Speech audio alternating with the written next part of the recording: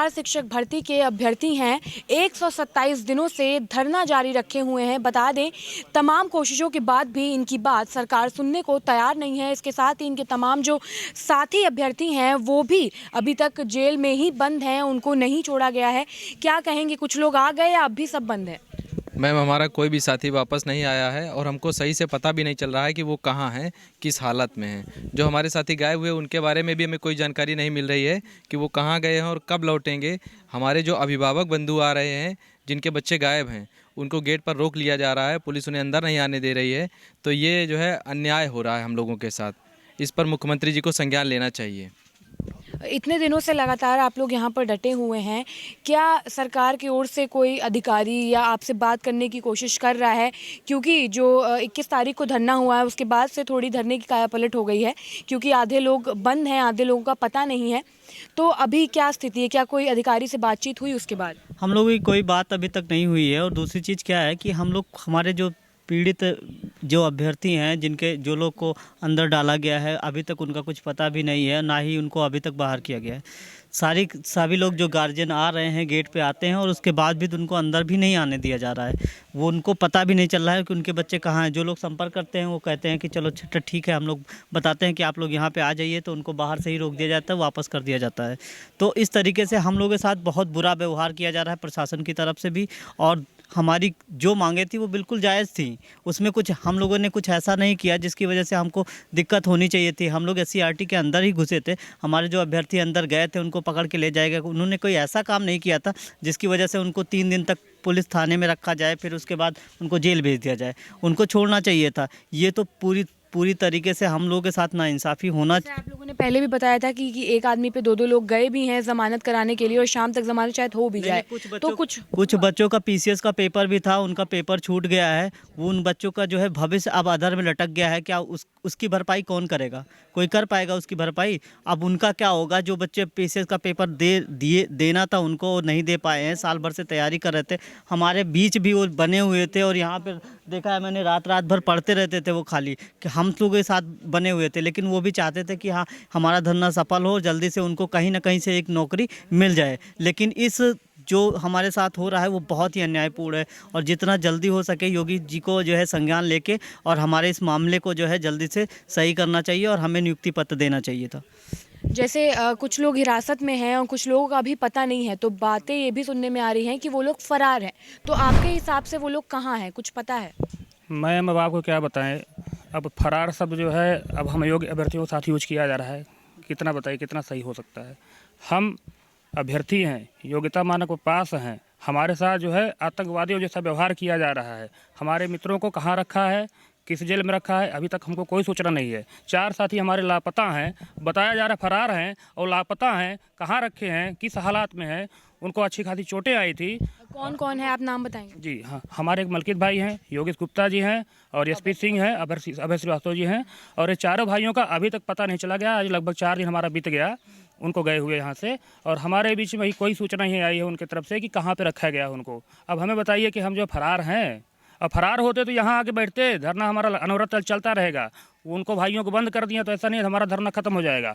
भाई हमारे फिर हमारे बीच में आएंगे, हम अपना अधिकार मांगेंगे, अधिकार के लिए लड़ना है। आज हमने मुख्यमंत्री जी को अपने रक्त से पत्र लिखा है। मुख्यमंत्री जी, हमारी बात को सुनिए। हम जो है अभ्यर्थी हैं, योग्यता के मानक पर पास हैं। 1,37,000 पदों को भरने की बात आपने कही थी। अब क्या समस्या है? अब आपको क्या समस्या आ गई है कि हम योग्य अभ्यर्थियों के साथ अन्याय कर रहे हैं? जैसा आपने बताया कि आपने पत्र लिखा है, तो क्या खुद को ऐसे कष्ट देने से या ये काम करने से आपकी मांगे पूरी हो जाएंगी? मैम, आप जानती हैं कि एक छोटा सा अगर जो है चोट लगती है, थोड़ा सा ब्लड निकलता है, कितना कष्ट होता है। आज जो है हम लोगों के द्वारा इतना ब्लड निकाल करके मुख्यमंत्री जी को ये एहसास कराने का जो हमने प्रयास किया है, मुख्यमंत्री जी, हम किसी भी कष्ट को, किसी भी दर्द को सहने के लिए तैयार हैं और 4 महीने से सह भी रहे हैं। उसके बाद भी आपके अंदर जो है दया भावना नहीं है। आप योगी हैं, योग्यता को जो है हमेशा जो है प्राथमिकता देने वाले हैं, वरीयता देने वाले हैं। उसके बावजूद भी आपको ये नज़र नहीं आ रहा है, हमारा दुख दर्द नहीं दिख रहा है। तो हमको इच्छा मृत्यु दे दीजिए, या यहाँ आकर के हमसे बात करिए और कहिए कि आप अयोग्य हैं, यहाँ से चले जाइए, हम लोग स्वेच्छा से यहाँ से चले जाएंगे। क्या कहेंगे मैडम? क्या कहना है मैम, अभी तक जो 4 महीने से हम लोग झेल रहे थे, झेलते झेलते जब हम लोगों के पानी एकदम सर के ऊपर आ चुका है, तब हम लोगों ने अब ये कदम उठाया कि इससे उनका दिल पसीजे। हमने सुना था कि मतलब साधु जो होता है, योगी होता है जो, उसका कलेजा बहुत सॉफ्ट होता है, वो उसका दिल बहुत जल्दी से पिघल जाता है। पर हमें नहीं लगता कि अब हमारे इतने 4 महीने के अथक प्रयासों के बाद भी योगी जी का दिल पसीजा हो या हमारी बात उन तक पहुंची हो। हम लोग अपनी सारी कोशिशें कर चुके हैं। आज हम लोग, अभी ये नहीं है कि हमारा अंतिम प्रयास है, जब तक हमारा काम पूरा नहीं होगा हम अपना हर प्रयास करके यहाँ से जाएंगे। और जो हमें करना है, जो हमें लेना है, जो हम यहाँ पे अपना ध्येय लेकर आए थे, हम वो जब तक लक्ष्य को प्राप्त नहीं कर लेते तब तक हम यहाँ से हटने वाले नहीं, चाहे कितनी भी यातनाएं दे दो। हम लोग अयोग्य शिक्षक नहीं हैं, हम लोग ट्रेनिंग लेके बाकायदा आए हैं और इन सब चीज़ों से हम लोग झेलना, हम लोगों को साल भर से हम लोगों को सिखाया गया था और ये हम लोगों को मानसिक रूप से पहले से परिपक्व किया गया है कि इस ट्रेनिंग को, ये सारी सिचुएशंस हमें झेलनी पड़ सकती हैं। हमें टेंट बनाने से लेकर खाना बनाने से लेकर धरना देने तक का हर एक चीज़ हम लोगों को सब कुछ सिखाया जा चुका है ट्रेनिंग पीरियड में। तो योगी जी या उनके कर्मचारी या कोई भी ऐसा जो सरकारी कर्मचारी है जो ये सोच रहा होगा कि इनके ऐसे हमें धमकाने से या डराने से हम लोग डर जाएंगे, तो हम लोग उससे डरने वाले नहीं हैं। हम लोगों ने हिम्मत अब तक रखा है तो आगे भी रखेंगे। जब तक हमारे भाई छूट के सब नहीं आ जाते हैं तब तक हम यहाँ से हिलने वाले नहीं हैं, और जब तक जियो नहीं जारी हो जाता उनके आने के बाद, तब तक यहाँ से नहीं हिलेंगे। हमें कोई यहाँ से हटा नहीं सकता जब तक हमें हमारे लक्ष्य को प्राप्त नहीं कर लेते। जैसे कि आपके कुछ साथी नहीं मिल रहे हैं, तो आप लोगों ने किस तरीके से ढूंढने का प्रयास किया है? अधिकारियों से बात की है, पुलिस से बात की है, क्या कुछ किया है?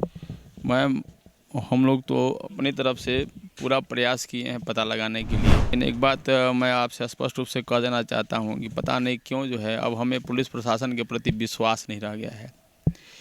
हम अभ्यर्थी वास्तव में इतना पीड़ित हो चुके हैं कि एक तो यह लोग कोई चीज़ स्पष्ट बता नहीं रहे हैं, ऊपर से जो भी हमारे गार्जियन जो है हम लोगों से मिलने के लिए आ रहे हैं कि वो हम लोग किस परिस्थिति में है, उन्हें गेट पर ही लोग रोक दे रहे हैं।